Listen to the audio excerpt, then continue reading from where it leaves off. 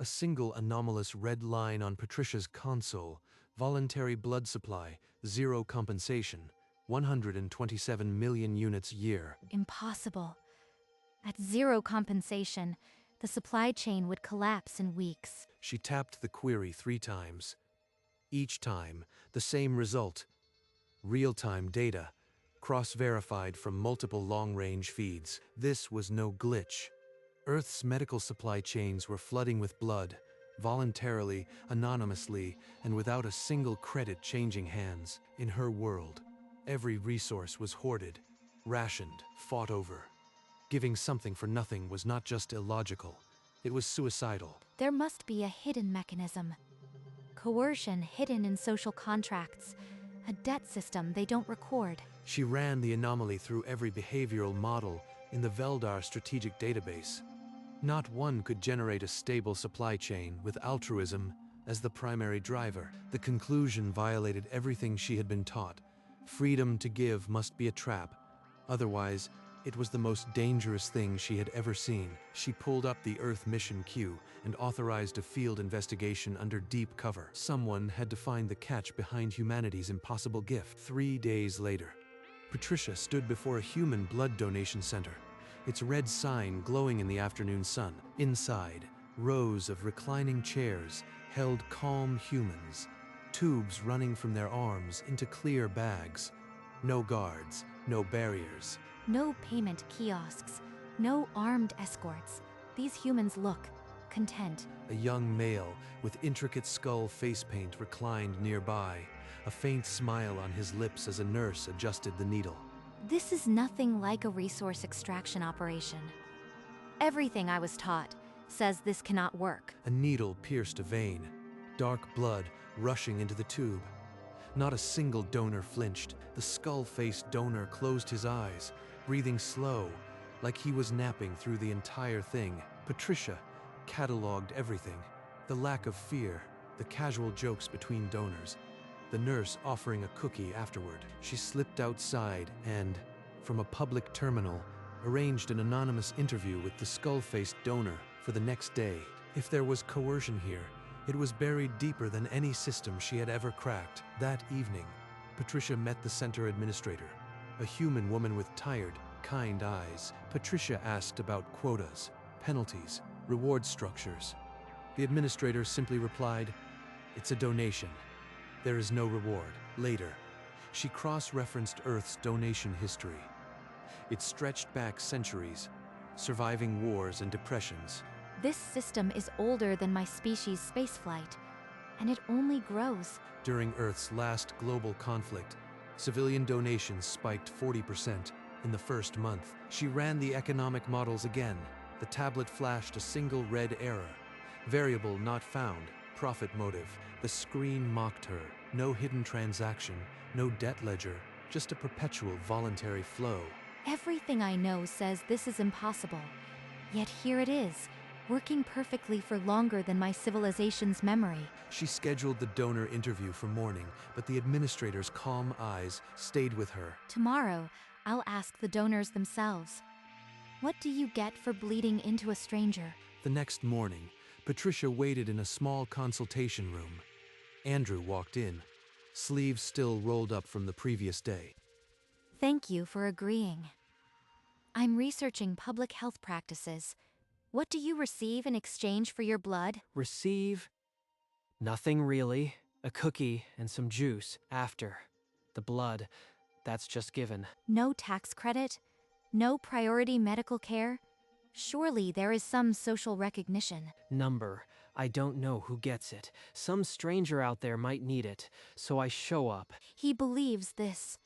He genuinely believes giving away a resource with zero return is normal. You do this every 8 weeks without fail? Soon as I'm eligible. It's not a big deal. You just sit there, and someone else lives. Patricia stared at her tablet. The preloaded interrogation script, useless against an answer that had no transaction. I see. Thank you for your time. After Andrew left, Patricia searched the donor registry for a different logic. She found Linda, 100 donations, and counting. You've given blood 100 times. Why keep going after you've repaid any possible debt? Repaid? The debt isn't a number, it's a life. I can't ever pay it back, so I keep paying it forward. Linda's hands rested on a worn book, a thin gold wedding band catching the light. Decades ago, I needed blood after a car crash. A stranger gave it, no questions asked. I decided then I'd give back until my veins ran dry. Patricia's tablet flickered, struggling to model a recursive loop that had no termination.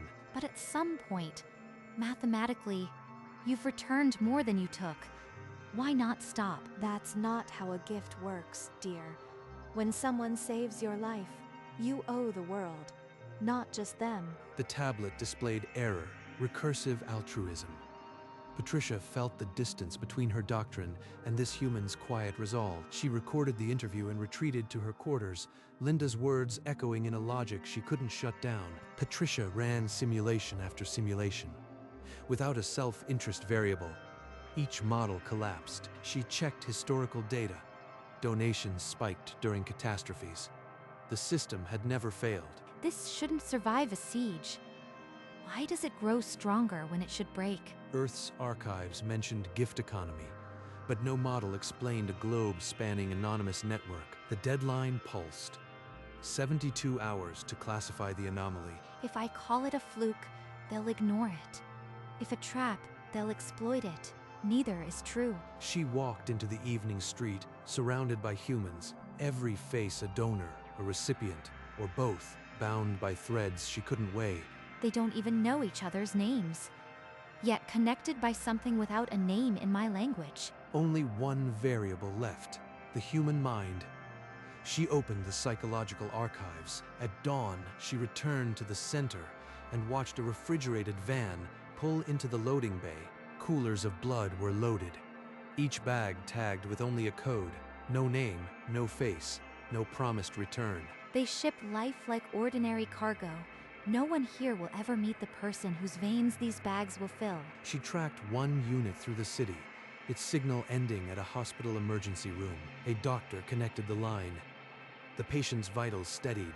The gift, given weeks ago by an unknown arm, arrived exactly where it was needed. Afterward, she found the driver and asked about his role. He shrugged and said he was just the middleman. The real gift, he told her, was already inside those plastic bags the moment a human rolled up a sleeve. No central command, no transaction. Just a web of trust that somehow doesn't break. As the van pulled away, she finally saw it. Not a supply line, but a circulatory system born from nothing but promises. And every promise was sealed in silence, kept by strangers who would never meet. She spent the next day in the donation center, collecting reasons from a soldier, a student, and an old man. The soldier said his unit's medic needed blood once. Now, he gave so another stranger's medic would have it. The student called it a secret club where you save lives. No membership card needed. The old man simply shrugged. "We're all just walking bags of spare parts for each other," he said. So many origins. Not a single one expects anything back. That night, she overlaid donor demographics with Earth's conflict zones. A pattern emerged. Where blood flowed, violence receded. The correlation was inverse and undeniable. This isn't a vulnerability. It's a stabilizer. If I report this, they'll want to disrupt it. Her mission was to find choke points. This system had none. I can either bury this correlation or follow it where it leads. But where it leads is not where I was sent. Alone in her quarters, Patricia pulled up the classified human psychological studies she had dismissed as irrelevant. The data was clear. Anonymous giving built a superstructure of trust, a civilizational immune system. Human donors show lower aggression, higher life satisfaction. The act of giving actually strengthens them. The phenomenon was self-reinforcing. Trust spread like warmth through tissue, invisible and indelible. My species hoards blood as a strategic reserve. We would never let it leave our own veins. Yet here was a species that bled itself stronger, not weaker. Their doctrine and hers were opposites. Is this weakness? My training says yes. but every fiber of evidence says no. She stared at her own reflection in the dark screen. The analyst in her was losing to something older. Her doctrine whispered, vulnerability. Her gut said something else, a word she had never used in strategic context. The report deadline loomed. But the mission had changed out from under her. The question was no longer whether there was a catch. She loaded Earth's geopolitical boundaries and stretched the donation network over them. Like a second skin, the red threads ignored every border, crossed every front line, wove through every rivalry the Veldar had mapped as choke points. There is no choke point. This system doesn't have a neck to grab. It has 1,000 hearts. In that instant, the final piece turned. The anomaly was not a flaw. It was the architecture. They're not a resource to be drained. They're a civilization of veins. The conclusion was terrifying. A species that bleeds for strangers cannot be starved or divided, the way her doctrine assumed. She sat back, her mission objectives crumbling. Every strategic model she had ever built was obsolete against this one truth. I can't report choke points that don't exist. I have to report an invisible infrastructure of trust that makes them stronger than any fleet. The next report would recommend her own world study, and perhaps one day replicate this gift economy of blood, treasonous, and the only truth she believed. She began drafting, the words flowing with an urgency her old mission never had. The opening line wrote itself behind her eyes. Earth's deadliest strategic asset is not a fleet. It is that any human, anywhere, will bleed for a stranger. She wove in the data, the interviews, Andrew's skull-painted smile, and Linda's worn donor card. The report challenged the Veldar doctrine of hoarding at its root, calling it a pre-space flight logic that would starve them in a galactic economy. They will call this treason. They may not be wrong by their own definitions. Her hand hovered over the send command. The cursor pulsed like a heart. But if I bury this, I bury the only strategic truth that might save us from ourselves. She looked at Andrew's recording one last time. His easy smile. Someone might need it. She pressed send. The report vanished into the network. And for the first time in weeks, her chest loosened. Within hours, Patricia was ordered to her superior's office. The commander's scarred gray face was taut with fury. He tossed her report forward, calling it romantic delusion and a betrayal of strategic purpose. He reminded her their civilization survived by controlling resources, not hemorrhaging them into strangers. Patricia opened her mouth to argue, but he cut her off with a flat hand. Your orders. Find Earth's real vulnerabilities, supply choke points we can sever, deliver an exploit plan in 72 hours. Refuse, he warned, and it's insubordination. Court-martial. Disgrace. Your name scrubbed from the analyst rolls. He's ordering me to find a weakness that doesn't exist, to invent wounds on a body with no nervous system. She walked out of the office, the door sealing behind her with a pneumatic hiss that sounded like a verdict. If I obey, I betray every human who bled for a stranger. If I refuse, I burn my career and maybe more. 72 hours.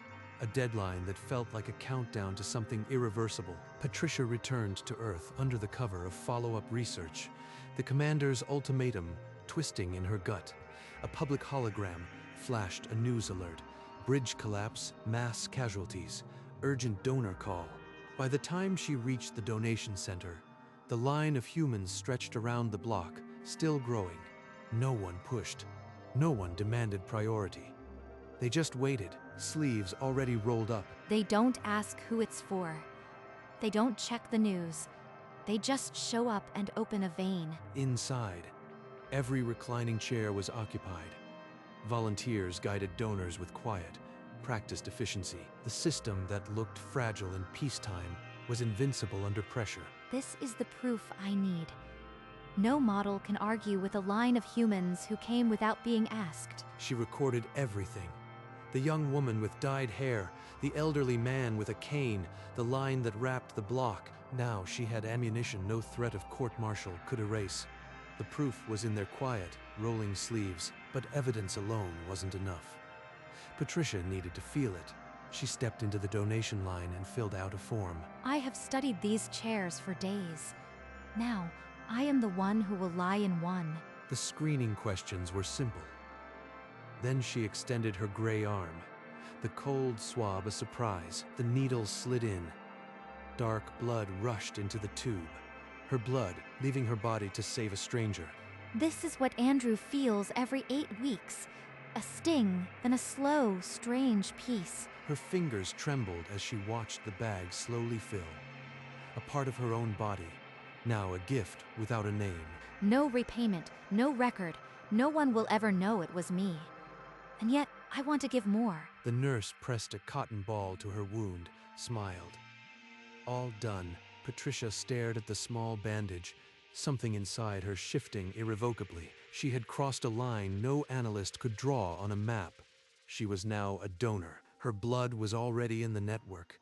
Invisible threads pulling it towards someone who would never know her name. As the bag filled, Andrew's easy smile surfaced behind her closed eyes. Someone might need it. Then Linda's worn donor card, 100 marked with tiny heart stickers, paying forward a debt without end. She saw red threads spreading from her arm, branching to unknown silhouettes across the planet. The missing variable was not a number. It was simply because we are each other. A nurse offered her a cookie. "You just saved a stranger's life," she said. For the first time, Patricia felt the network wrapped around her, not an object of study. Home. I am no longer just an analyst. I am a donor.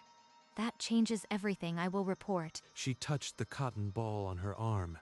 A small wound, a doorway she had finally stepped through. My next report will have a variable no Veldar model has ever held. The gift. She stood, the truth no longer calculated. It was a debt she would now pay forward. In her quarters, Patricia opened a blank dossier and typed the title, Earth's Invisible Infrastructure, the Gift Economy of Blood. She documented her donation in stark terms, the cold swab, the needle's puncture, dark blood filling a stranger's bag, then layered in everything she had witnessed. Andrew's casual sacrifice, Linda's endless debt, the quiet queue after the bridge collapse. The preface concluded, humanity built a civilization where life is the currency of trust. They cannot be conquered. They are already connected, in ways we cannot sever. To defeat them, we would have to unlearn everything we are. She flagged the dossier Priority Strategic Override, a classification reserved for immediate council attention. Her hand, steady now, pressed send. The dossier, now carrying her own donation as its signature, vanished into the council's secure feed. She sat back. The truth was in their hands now. She had given more than data. She had given part of herself. The council chamber was a cavern of silence, its obsidian pillars vanishing into shadow. A single column of blue light fell on Patricia as she walked to the center. Suspended in the air, her report's conclusion glowed. Earth's deadliest strategic asset is not a fleet. It is that any human, anywhere, will bleed for a stranger. From the gloom, a counselor's voice cut the silence. You propose we copy a species we plan to exploit. I propose we learn from them before we can't survive without learning. She raised a hand, and the recordings began. Andrew's face filled the screen, his skull paint bright. Someone might need it, he said, smiling. The chamber was utterly still. Then Linda appeared, holding her donor card. I keep paying forward a debt I can never repay. The playback ended. The lead counselor's voice, now almost gentle. How do we start? They're not condemning me. They're asking me to build it. Give me authorization for a trial donor drive. I'll design it and lead it myself. The council's decree came within the hour. Patricia was given command of a trial donor drive on the Veldar homeworld. She designed protocols, adapted recliners for Veldar anatomy, and hung the first red banners herself. But the public called it voluntary resource drain. Comments flooded the broadcasts. Why would anyone give away their blood? She went on the planetary feed, her own donation bandage visible on her arm. A young human named Andrew told me he donates because someone might need it. A retiree named Linda gives because a stranger once saved her, and she can never pay it back. I've done it myself. It's not a loss. It's an investment in the only resource that matters, each other. Slowly, names appeared on the sign-up roster. A few at first, then a trickle, then a stream. Technicians finished the last donation chair. The red banners hung still in the conditioned air. Patricia stood in the empty hall before dawn, the silence holding all her hope and all her fear. Today the doors would open, and her world would either learn to bleed for strangers or prove itself too scared to live. The doors opened. At first, nothing. Then a few silvery heads. Then dozens. Then a line curling around the block. They came, not out of fear or force, but because someone might need it. The first donors sat down, gray arms extended, and the Veldar gift began to flow. A soldier told her he was giving because his comrade once needed blood and couldn't get it. A mother said she wanted her children to learn that strength wasn't only about taking. The same quiet determination I saw on Earth. The same unbreakable logic. Red threads, once only in her mind, now seemed to stretch between the chairs, knitting the room together. My report was right. It's not a vulnerability. It's the strongest thing we've ever done. Then she walked toward the last empty chair, the one reserved for the first donor. Her world had just learned to bleed for strangers. Now she would show them how. She sat in the new chair, arm extended, and the Veldar nurse pressed the cold swab to gray skin. The needle pierced a second time. This wound was a doorway, not an injury, and dark blood rushed into a Veldar bag. This is not weakness. It's the strongest thing we've ever done. Andrew's skull-painted smile surfaced. Linda's 100 donations, all the reasons she had no model for. The machine beeped. The bag swelled with a gift that would never ask for a receipt. Through the glass, she saw the line of her people waiting, and in her palm a red thread seemed to glow. The variable I chased across a galaxy finally resolved. To give is to live. On the council's feed, her angular face was calm, a single tear catching the light. She was no longer an analyst, no longer a rebel. She was the first Veldar donor. Somewhere, a stranger would never know her name, but because she sat in this chair, they would draw another breath. Patricia walked among the donors, thanking each one. A mother told her, "I want my children to know strength isn't only taking." An elder said he once hoarded everything and still felt poor. Now he gives freely and feels rich. She saw them everywhere. Red threads knitting the room, knitting her species into something new. She opened a channel to Earth, not as an analyst, but as a fellow donor. The Veldar have started their own donor drive. I was the first. Told you, someone might need it. That makes 101. The debt keeps you alive. Red threads grew between the stars, linking two worlds that had never known they were the same. The strategic asset I found wasn't a fleet. It was a reflex. And now it was ours. The gift that had once seemed impossible now stretched across light years, warm and unbreakable. In her apartment, Patricia held the small red thread a human donor had pressed into her palm. Through the window, the dark spires of the Veldar city glowed with the new light of the donor's center. Millions bleeding for strangers they'll never meet. Now my own people among them. The universe taught us to hoard life. Earth taught us to share it. She tied the thread around her wrist, a red bracelet anchoring her to a network without borders. The camera pulled back, and the red threads of Earth and Veldar stretched across the void, unbreakable. Somewhere on Earth, Andrew was rolling up his sleeve again. Linda opening a fresh packet of cookies. And Patricia, once sent to find their weakness, smiled at the thread on her wrist. The invisible infrastructure of trust kept bleeding on, a gift that would outlast any empire.